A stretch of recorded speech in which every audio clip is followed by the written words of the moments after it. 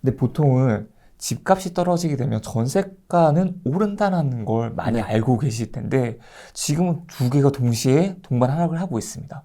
왜 이럴까요? 자, 일단 첫 번째 원인 제가 좀 말씀드릴게요. 서울에서 뭐 대단지 좀 가보고 싶으신 데 있으세요? 1000세대 이상 대단지. 1000세대 이상 대단지. 좀 관심 네. 있는데. 엘사 쪽으로 가볼까요? 아, 엘스 가볼까요? 네. 네, 여기 엘스. 엘스 이제 엘리트라고 해서 이제 뭐 잠실의 세계 이제 대장 아파트죠. 굉장히 살기 좋고, 네, 대단지고 한강 바로 앞이고. 자, 엘스의 전세가를 한번 보도록 하겠습니다. 자, 엘스의 전세가가요.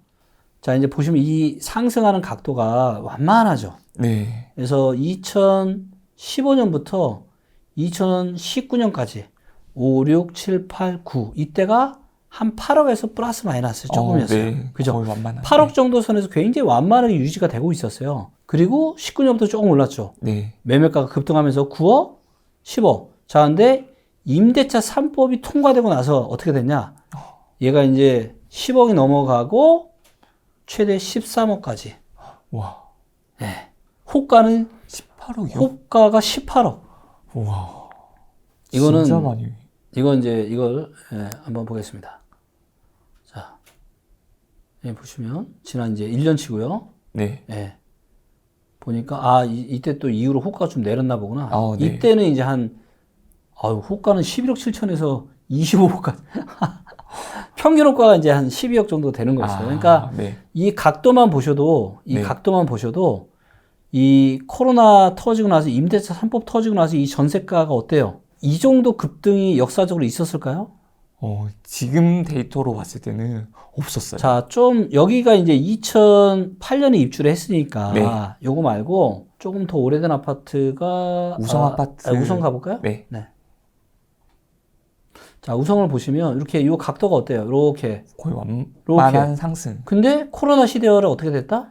급등. 폭등을 했죠. 네. 자, 그래서 비정상적인 상승이 나타났던 거예요. 근데 이 가격을 그래도 내고 살 수 있었던 이유는 뭐냐?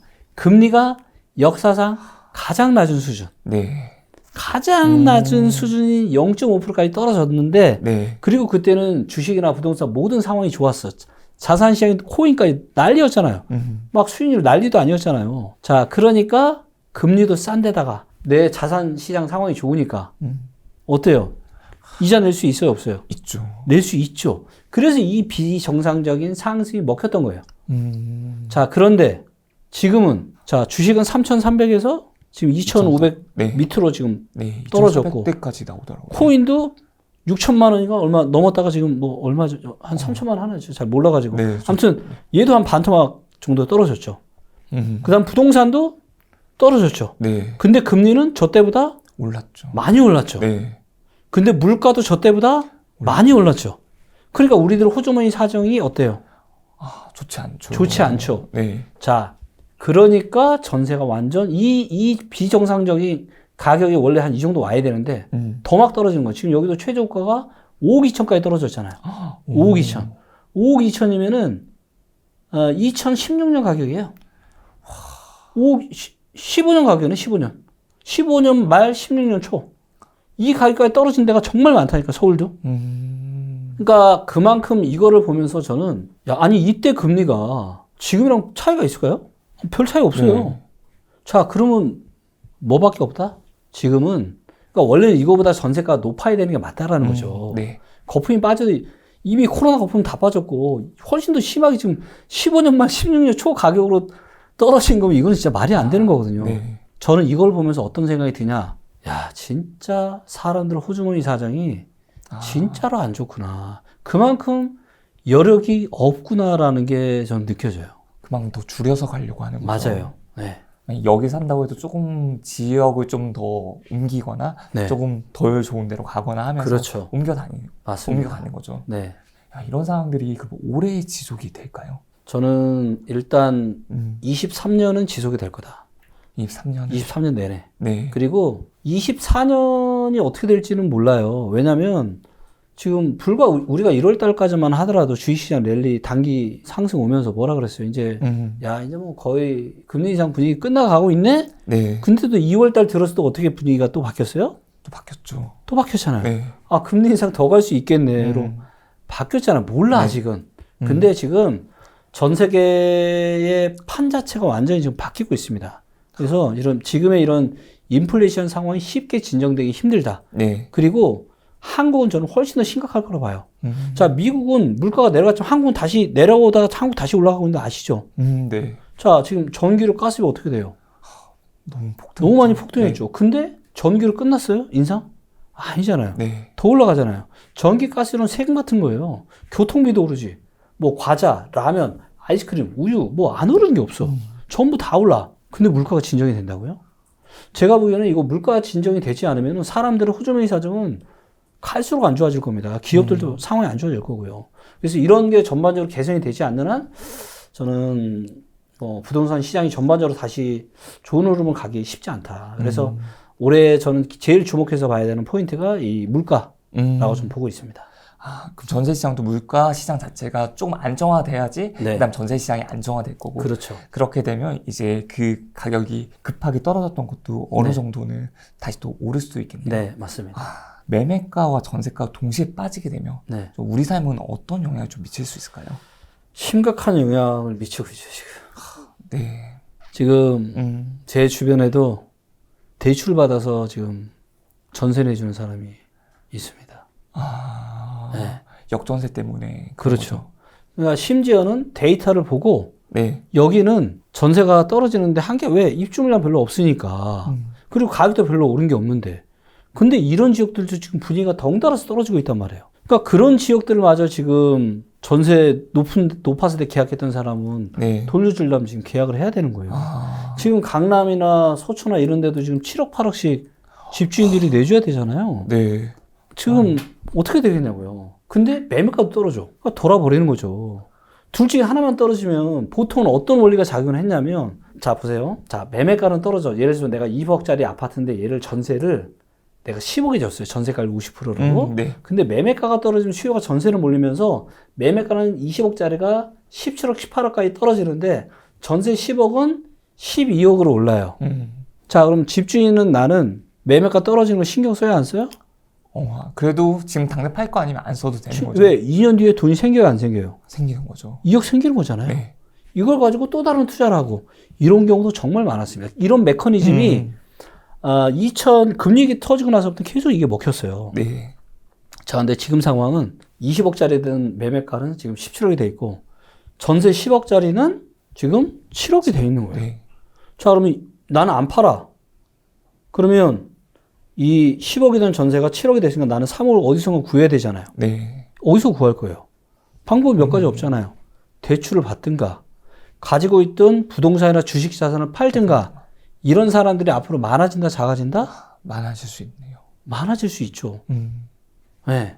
그러면 자산 시장에 이게 과연 좋은 영향을 미칠까요? 그래서 이게 한 번도 우리가 이런 시장이 없었는데 네. 굉장히 지금 코로나라고 하는 이 비정상적인 완전 매매 전세가 완전 폭등하는 이 장세가 나타났다면 지금은 완전 이 후폭풍으로 매매가와 전세가가 둘 다 하락하는 엄청난 말도 안 되는 시장이 지금 흐름이 펼쳐지고 있고 네. 자 이런 부분들 때문에 많은 분들이 이제 막 힘들어하시는 분들이 있지만 이거가 계속 또 진행되기 힘들어요. 그래서 빠르면 뭐 올해 연말이나 내년 어느 즈음부터는 이런 흐름들이 어느 정도는 좀 진정이 될 거고 왜냐면 계속 떨어질 수는 없거든요. 지금 아까 데이터 보셨지만 뭐 10년대 10년 전 가격으로 떨어지는 게 말이 안 되는 거거든요. 네. 그런 지역들 같은 경우는 이제 진정이 될 거고 그럼 다시 또 그 지역부터 바닥치고 올라가고 또 이런 일들이 저는 나타날 거라고 보거든요. 네. 그러면 아직 집이 없으신 분들은 네. 지금부터 좀 잘 찾아봐야 되는 시기인 거죠. 지금부터 그래서 공부해야 됩니다. 왜? 그때 가서 기회를 찾으려면 우리가 준비가 되어 있고 공부가 되어 있어야 되잖아요. 그렇죠. 네. 그게 안 되어 있는데 그때 가서 어떻게 해? 그래서 지금 준비하고 공부하는 시기가 저는 23년이라고 저는 보고 있습니다. 나는 어디서 어떻게 살지에 대해서 많이 고민들을 하시는 것 같아요. 네. 매매도 있을 거고 전세도 있을 거고 월세도 있을 거고 네. 과연 나는 네. 각각 어떤 흐름을 보여주고 있을까요 지금? 일단 매매는 당장은 이야기할 부분은 아닌 것 같고요. 매매는 좀 참으세요. 매매는 좀 참으시는데 다만 저런 건 있어요. 자, 일단 제가 매매 얘기를 잘 안 하는데 이런 경우가 있습니다. 자, 예를 들면 우리가 가치를 결정하는 것 중에 하나가 뭐냐면 희소성이에요. 바로 얼마 전에 나온 뉴스인데 지금 원베일리 펜트하우스가 네. 얼마에 거래됐다 그러죠? 100원 넘게 거래됐다고 했죠. 맞아요. 네. 생각났어요. 왜? 희소성이 있거든요. 들어가고 싶어도 못 들어가는 자, 곳이니까. 그래서 예를 들어서 일단은 뭐 일반 매매도 있고 뭐 여러 가지가 있겠지만 정말 희소성이 있는 단지야 여기는. 근데 가격이 보니까 한 2000 매우 싸. 17년 18년 가격까지 떨어졌어. 네. 그러면 그런 거는 고민해 볼 수 있지 않을까요? 그리고 예를 들어서 아파트 새로운 아파트를 분양을 해요. 네. 분양을 하는데 그냥 아파트 단지만 들어서는 게 아니라 뭔가 이런 복합 단지로 해서 일자리도 들어오고 뭐 관공서도 들어오고 뭔가 입지가 훨씬 더 개선되는 입지가 거. 너무 네. 좋아. 그리고 희소성이라는 건 뭐냐면 그런 데를 찾아보기 힘든 거예요. 만약에 이런 엄청난 희소성을 가지고 있는 아파트 단지인데 가격을 보니까 메리트가 있다? 이런 건 우리가 고민해 볼 수 있는 있죠. 거죠. 네, 그래서 이거는 개별성이 너무 강하기 때문에 네. 근데 제가 보니까 이런 데가 없지는 않더라고요. 그런 집이 보이죠. 네, 그래서 그런 데는 그러니까 이런 거죠. 솔직히 뭐 내 집 마련이 언제나 옳지는 않지만 저는 그래서 허리 정도면 내 집 마련 해도 되는 거 아니에요? 우리가 뭐 발바닥부터 머리 꼭대기까지 있다라 우리가 발바닥 머리 꼭대기는 못 알아맞히고 네. 결국은 무릎이냐 어깨냐인데 네. 그 사이가 뭐 허리 정도가 되는 거잖아요. 그러면 허리 정도라면은 뭐 내가 큰 어떤 레버리지 없이 대출에 대한 큰 부담 없다라면은 저는 내 집 마련 해도 저는 괜찮다 그 정도는. 네. 네. 근데 이제 그런 지역들이 좀 더 지나면 나올 수 있는 거 아닌가 그렇게 좀 보고 있고요. 네. 자, 그다음에 전세 같은 경우는 지금 이제 문제가 전세가 동반 하락을 하고 있는 부분들이 문제잖아요. 맞습니다. 그렇기 때문에 여기에는 뭘 보셔야 되냐? 그래서 전세냐 월세냐를 초이스하셔야 되는데 이거는 입주 물량을 좀 보세요. 그 지역에. 네. 그래서 뭐 강남구냐, 뭐 인천 연수구냐, 서산이냐, 뭐 부산 수성구냐 이런 데 보고 시도별 입주 물량도 보시고 네. 왜냐하면 입주 물량 주변에 영향을 미치기 때문에 시도별 입주 물량 그다음에 그 지역의 시공구 입주 물량을 같이 보시면서 만약에 입주 물량이 많아요. 자 그러면 여기는 전세가가 떨어질 가능성이 높죠. 떨어질 가능성이 높죠. 네. 그러면 내 소중한 전세금이 좀 위험해질 수 있는 가능성이 있죠. 네. 그러면 이런 데는 어떻게 하면 돼요? 오히려 그때는 월세로 거주를 하는 거죠. 그렇죠. 그럴 때는 월세로 거주하는 거예요. 자, 그런데 보니까 입주 물량이 없어. 근데 덩달아 떨어지고 있어. 자, 예를 들면 저는 개인적으로 제가 데이터적으로 좀 이해가 안 되는 중에 하나 서산인데 네. 자, 서산을 볼게요. 자, 입주 물량이 어때요? 많지 않습니다. 그동안도 많이 없었고요. 네. 올해는 한 채도 없고요. 23년 한 채도 없고요. 24년은 1000채밖에 없어요. 그리고 25년, 26년 예정돼 있는 하나도 없어. 즉 입주 물량이 거의 없다라는 얘기예요. 네. 근데 여기도 전세가가 완전 급락을 저 깜짝 놀랐어요, 진짜로. 뭐야? 그러니까 이제 분위기가 안 좋으니까 덩달아 떨어지는 거예요. 근데 이런 일들은 뭐 2008년 금리위기 때도 있었는데, 자 이런 데에 예를 들어서 올해 한다. 네. 그럼 여기는 전세 살아도 돼요, 안 돼요? 괜찮죠. 자 23년에 계약하면은 만기가 25년이잖아요. 네. 근데 입주 물량이 빵이야. 그럼 전세가 어떻게 된다? 지금 일부 지역에 이런 완전 이런 급락한 전세가 저는 말이 아니 전세 가격이 지금 10년 전 가격으로 된다라는 이게 말이 되나요? 그렇죠. 진짜 이거 말이 안 되는 거거든요. 근데 그런 말이 안 되는 일이 펼쳐지고 있습니다. 그래서 이런 지역들은 저 같으면 전세 살 거. 왜? 리스크가 없잖아요. 자, 근데 예를 들면, 자, 근데 대구 같은 데를 한번 보자고, 대구. 대구는 일단은 시 군구를 한번 시 도로 볼게요. 여기는 입주물이 너무 많으니까. 네. 자, 군구를 보면 여기는 올해, 이거 10년으로 놓고 보고, 올해 역사상 최대죠. 근데 내년에도 많아. 내후년에는 좀 줄어들긴 하지만, 네. 계속 이게 여파가 영향을 미칠 거고. 자, 그러면 이렇게 입주물량이 많은 데는 전세 살면 어떻게 돼요? 전세가 더 떨어질 수 있겠네요. 그렇죠. 그러니까 네. 너무 싸지만 많이 싸졌을 거예요. 여기도 싸지만 일시적으로 이렇게 물량이 쏟아지는 데는 장사가 없거든요. 그러니까 같이 떨어질 거란 말이에요. 그러면 이런 지역은 우리가 의사결정을 전세는 위험하니까 반전세나 네. 아니면 월세로 사는 의사결정을 하시는 게 훨씬 더 내 소중한 자산을 지키는 데 좋겠죠. 일반적 공급이 그냥 없는 곳이라고 한다면 그래도 네. 전세로 거주하는 게 좋고 그렇죠. 아니면 만약에 공급이 좀 있는 곳이라면 네. 월세로 거주하는 게 네, 좀 더 맞습니다. 물론 이제 저거는 비교를 해봐야죠. 은행 이자랑 이런 거 이자랑. 해서 비교를 해보셔야 되겠지만 네. 그런 거 뭐 이제 각자 상황에 따라 너무 다르니까 그거 네. 빼놓고 말씀드리면 향후 공급 물량만 가지고 네. 전세로 살지 반전세나 월세로 살지 의사결정 하시면 된다. 그럼 이제 한편으로 이제 전세 종말이라는 이야기도 나오고 있고 네. 월세 시대라는 네. 이야기도 나오고 있습니다. 네. 그만큼 이제 전세와 월세 사이에서 고민하시는 분들이 많을 텐데 대표님 생각에는 전세랑 월세 둘 중에 어떤 게 좀 더 좋은 선택이라고 생각하시나요? 이거는 너무 케바케예요. 아, 아까 우리가 매매를 할 거냐, 전세를 할 거냐, 반전세를 월세를 할 거냐 맞아요. 얘기했잖아요. 네. 이거는 뭐 거의 비슷한 맥락이거든요. 그리고 이거는 네. 상황 따라 너무 다를 것 같아요. 이 그때의 뭐 금리나 뭐 임대 수익률이나 뭐 여러 가지 이런 거. 그러니까 예를 들어서 저는 이제 평택은 월세를 놨거든요. 네. 네, 평택은. 근데 월세를 놓은 이유는 뭐냐면 물론 이제 거기 이제 공장 짓는 분들이 너무 많긴 하지만 일자리가 너무 많이 증가를 하잖아요. 맞아요. 급속도로 증가. 근데 30평대가 월세가 얼마냐면요. 200만 원이에요. 200만 원이 넘어요. 그런 데들은 이제 예서 이런 뭐 집을 여러 대 갖고 그런 데 이제 전세보다는 월세를 놓는 거고.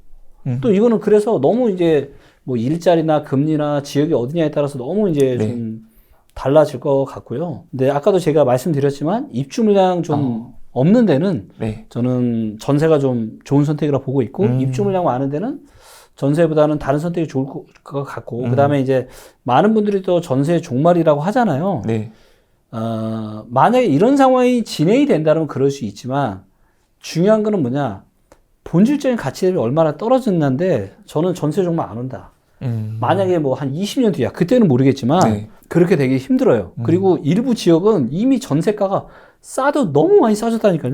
말도 안 되는 전세 가격이에요, 사실은 이게. 근데 지금 분위기가 덩달아서 안 좋으니까 지금 뭐 막 또 이런데 네. 너무 또 뭐 전세 종말이니 전세 이런 거 생각하지 마시고 다시 또 전세 가격이 또 저는 상승할 때가 온다라고 저는 봅니다. 왜? 아니 뭐든지 계속 빠지는 가격이 있어요? 없어요. 부동산도 오르고 내리고 사이클이 있고 그 다음에 매매 가격도 사이클이 있고 전세 가격도 사이클이 있고 그 다음에 월세도 사이클이 있고 근데 지금은 코로나 그것 때문에 급등했던 전세가가 너무 과도하게 급등을 했기 때문에 쫙 빠졌는데 지금 과도하게 빠졌고 이게 이제 금리나 비교해서 사람들이 또 저는 전세 쪽으로 몰려가는 때가 머지않아 올 거다. 금리가 또 내려가게 되면 그렇죠. 네. 예. 비교해가지고 옵니다. 아이 사람들이 얼마나 영약하고 발빠른데요. 예. 부동산도 이렇게 가격이 내려가고 경기 침체 이야기도 나오고 있고 네. 많은 분들이 정말 어려워하시고 있는데 대표님께서도 이렇게 좀 어려운 시기를 네. 경험하신 적이 있으실까요? 있죠. 당연히 있죠. 살면서 뭐 어려운 시기 겪어보지 않으신 분들이 누가 있겠습니까? 그리고 어느 정도 반열에 오르신 분들을 보면 전부 다 이 암흑기가 있더라고요. 네, 암흑기가 있어요. 그게 이제 저한테는 2008년의 시기였었고, 네. 금융위기가 터지면서 이제 주변 상황이 바뀌니까 좋았던 상황들이 다 안 좋아지는 거예요. 네, 부동산도 떨어지고, 주식도 떨어지고, 기업들도 더 이상 투자를 안 하고, 네, 그러면서 선순환의 고리가 다시 악순환의 고리로 바뀌고, 그런 것들을 굉장히 많이 느꼈고, 그래서 그때 제가 느낀 게 뭐냐면, 내가 열심히만 살아서는 진짜 택도 없다. 내가 원하는 인생을 절대로 살 수 없겠구나라는 걸 제가 뼈저리게 느꼈어요. 네. 왜? 아니, 나는 지금 잠도 줄여가면서 열심히 살고 있는데, 금리가 터지면서 제 인생에 악영향을 미친 거잖아요. 근데 이 금리가 터지는 건 제가 통제할 수 있어요, 없어요? 없죠. 없죠. 이건 세상이 바뀌니까 그런 거잖아요. 내가 할 수 없는 일인 거죠. 그렇죠. 우리가 이렇게 뭐 물가가 이렇게 급등할 줄 알았나요? 미국 이렇게 기준금리 이렇게 막 미친 듯이 올릴 줄 알았나요? 몰랐잖아요. 네. 네, 그렇기 때문에 근데 이것들이 우리의 인생에 영향을 미치는 게 어때요? 굉장히 큽니다. 엄청나게 커요. 그리고 이거는 자산이 커지면 커질수록 훨씬 더 중요해요. 내가 자산이 작을 때는 그냥 저축만 해. 먹고 살 수 있는 그런 여력이 겨우 있고 뭔가 투자의 여력이 없어요. 그러면 그때는 뭐 주변 상황이 아무 상관이 없죠. 근데 이런 게 아니라 자산이 어느 정도 커지고 뭔가 이걸 가지고 내가 투자를 하거나 자산 배분을 하거나 집을 사거나 뭐 하거나 이럴 때는 완전히 이 의사결정 하나가 그냥 모든 거예요, 사실은. 자, 근데 그래 제가 그때 느낀 게 진짜 미친 듯이 공부해야 되겠다. 미친 듯이 공부해야 되겠다. 그래서 제가 강의료에만 엄청난 돈을 쏟은 거예요. 강의만 제가 한 5천만 원 이상 썼으니까. 5천만 원. 와. 네. 돈 써야 됩니다. 왜? 세상에 공짜는 없고 투자하는 만큼 걷어들일 수 있기 때문에. 그래서 여러분들이 저는 이런 시기는 또 옵니다. 그리고 지금은 아주 특이한 세상이에요. 아주 특이한, 여러분들 뉴스만 봐도, 아니, 이런 때가, 아니, 무슨 전기가스료가 몇십 프로가 오른다는 게 말이 돼요? 지금 뭐 자영업자고 개인이고 지금 다 난리예요. 기업들도 난리고. 근데 금리는 여기서 더 올라간다. 전기료도 더 올라간다. 가스료도 더 올라간다. 세상에 지금 판 자체가 바뀌고 있습니다. 그렇기 때문에 여러분들이 정말로 내가 어떤 예측 가능한 인생을 사는 게 중요하잖아요. 어느 정도 예측 가능해야 돼, 내 인생이. 네. 근데 이러려면 세상의 판이 돌아가는 공부를 하셔야 되는 거죠. 그러려면은 책을 일단은 저는 책 공부가 제일 중요하다고 보고요. 네. 제가 1년에 책 100권, 운동 200회를 한 7, 8년 정도 했었습니다. 이제 창업하고 나서는 이제 워낙 바쁘다 보니까 네. 제가 그렇게까지는, 그러니까 운동은 그렇게 하는데 책을 제가 1년에 100권씩은 지금 못 읽어요. 하지만 그래도 지금도 중요한 책을 읽습니다. 그리고 제 습관 중에 하나가 뭐냐, 예전에는 일주일에 한 번씩 들어갔어요. 일주일에 한 번씩 예스24나 이런 들어가서 새로 나온 경제 관련한 새로운 책이 뭐가 있냐, 그리고 그 중에 세상의 흐름에 대한 이런 이야기를 하는 책들이 있어요. 네. 저는 무조건 사서 봅니다. 왜? 이 판이 바뀌는 걸 아는지가 진짜 중요하거든요. 네. 그래서 반드시 그런 노력들을 하시고, 그 책을 못 사면 저기 서점 가서, 도서관 가서 그냥 빌려서 공짜로 보실 수 있으시잖아요. 그래서 그런 노력들을 꼭 하시면, 꾸준하게 하시면 5년, 10년 뒤에는 인생이 바뀝니다. 예. 그건 저도 해봤기 때문에 제가 자신합니다. 네. 야, 말씀하신 건 세상의 흐름을 아는 건 정말 중요한데, 네. 이걸 가장 먼저 책을 통해서 배울 수 있는 거예요. 네. 저도 책 한번 잘 찾아보고, 예스24 가서 찾아보고, 네. 한번 꼭 읽어보도록 하겠습니다. 혹시 무주택자분들을 위한 좀 조언 또는 방법 이런 부분도 좀 알려주실 수 있을까요? 네. 그러니까 제가 너무 신기한 게 뭐냐면요, 내 집 마련만큼 인생에서 중요한 게 없잖아요. 너무 중요하죠. 그렇게 큰 돈을 쓰는 적도 많지가 않으니까. 그렇죠. 아니, 근데 왜 공부를 안 하는 거야? 아니, 왜 공부를 안 하세요? 아니, 우리가 수학, 정석 이런 거 다, 이거 보는데도 우리가 몇 시간, 이거 책 한 권 띄려고 해도 우리가 얼마나 많은 시간, 근데 지금 써먹어요? 저도 수학과 나왔지만 다 까먹었어요. 안 써. 중요하지 않아요, 인생 네. 사는데. 근데 그 공부도 지금, 몇 년을 하는데. 내 인생에서 가장 중요한 부동산에 대한 의사결정? 공부해야죠. 공부를 무조건 해야 됩니다. 뭐 말이 필요 없어요. 뭐 누구 핑계대고 정부 핑계대고 투자나 투기꾼들 핑계대고 다 필요 없어. 이미 세상은 그렇게 만들어지고 있잖아요. 그러면 나도 내 가족들을 위해서 내가 가장으로서 내가 최소한 우리 가족들한테 네. 제대로 된 집 마련 내가 해줄 필요가 있잖아요. 그럼 공부해야지. 대가를 치러야지. 대가 없이 그냥 공짜로 얻으려다가 다 망하는 겁니다. 뭐냐면 공부하지 않고 누가 주변에서 야, 지금 어디가 급매물이 사라진대. 뭐 카더라 통신 뭐 이런 거 있잖아요. 네. 여기에 그냥 귀가 그냥 쫑깃쫑깃 하면서 이러면 어떻게 된다? 인생 큰일 나는 겁니다. 기회를 잡아도 제대로 될 때 잡아야 되는데 이상한 데 기회 잡으면 안 되잖아요. 그쵸. 네. 근데 지금은 뭐 굳이 리치고 아니더라도 얼마나 많은 어플이나 이런 게 많아요. 아니, 보고 내 관심 아파트 내가 좀 즐겨찾기 해놓고 좀 점 찍어놓고, 뭐 소득 대비 얼마나 비싼지 싼지, 전세 대비 얼마나 비싼지, 입주물량 어떤지. 아니, 솔직히 하루만 교육받아도, 하루 몇 시간만 교육받아도 이거 웬만한 분석 그냥 싹 끝나는데, 이걸 왜 안 하는 거예요? 진짜 저는 이런 거 하지 않고, 뭐 에피셜로 이러면서 무슨 뭐 부동산에 어쩌냐, 이런 거는 저는 말도 안 된다고 봅니다. 네, 대가 치르시고 공부하세요. 아니, 앞으로 기회 또 올 건데, 그때 가서 또 누구 탓할 거예요? 아니잖아. 이제는 정말로 내가 누구를 의지하시라는 게 아니라 객관적인 데이터 보고 합리적인 의사결정 하시라는 거죠. 그러기 위해서는 공부를 저는 해야 된다.